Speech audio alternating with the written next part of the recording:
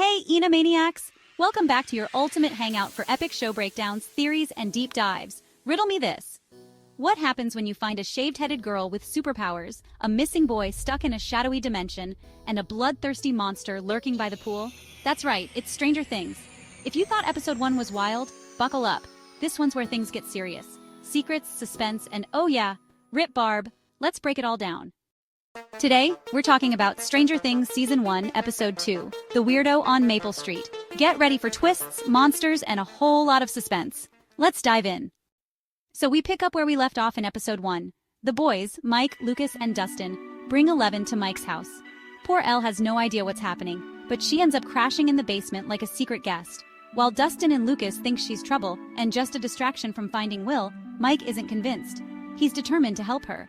Mike even gives her a nickname, Elle. How cute is that? But there's trouble. Elle warns Mike not to tell anyone about her. Why? Because bad people are looking for her. Spooky, right? That's not even the half of it. The next day, Elle sees a picture of Will at Mike's house and points him out. But here's where things get really creepy. She uses Mike's Dungeons and Dragons board to show them where Will is. She flips the board upside down to explain he's in some dark, otherworldly place. Yep, the famous upside down is introduced right here. Meanwhile, Hawkins is buzzing with the search for Will. Hopper's investigating Benny's suicide. But something smells fishy. Why would Will randomly show up at the diner in a hospital gown? Hopper digs deeper, heading to Hawkins' lab, where more mystery oozes, literally. Scientists find this weird, slimy substance at Joyce's house. What even is that stuff? And let's talk about Nancy and Barb. Nancy, trying to impress Steve, ditches her good girl vibe to go to his party. Poor Barb, the ultimate bestie, tags along but feels super out of place. When Barb cuts her hand trying to open a beer can, things go south, fast. As Nancy heads inside with Steve, Barb stays by the pool.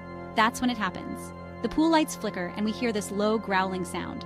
Barb turns around and bam! The Demogorgon drags her into the upside down. RIP Barb, you were too pure for Hawkins. Back at the buyer's house, Joyce gets another call from Will. But this time she hears music from his room and, brace yourselves, something tries to come through the wall. Can you imagine? Joyce is barely holding it together, and honestly, who wouldn't be? This episode also sets up some huge moments for the series. We see Hopper defending Joyce, showing that he's not just the grumpy sheriff we thought he was. Mike hides 11 in his closet, but it freaks her out, triggering a flashback to her horrible time in the lab. And Jonathan takes a trip to see his dad, Lonnie, but it's a dead end. He ends up snapping creepy photos at Steve's party instead, because why not? Episode 2 is packed with tension, mystery, and even a bit of heartbreak. From Barb's tragic disappearance to Joyce's terrifying phone calls, we're officially hooked. And what's the deal with 11's powers? Who are the dangerous people chasing her? And most importantly, will they ever find Will? That's it for today, Enomaniacs. What did you think about the weirdo on Maple Street? Do you think Hopper's onto something with his investigation? And let's hear it for Barb.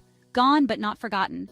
Drop your thoughts in the comments below, smash that like button, and don't forget to subscribe for more Stranger Things breakdowns. See you in the upside down.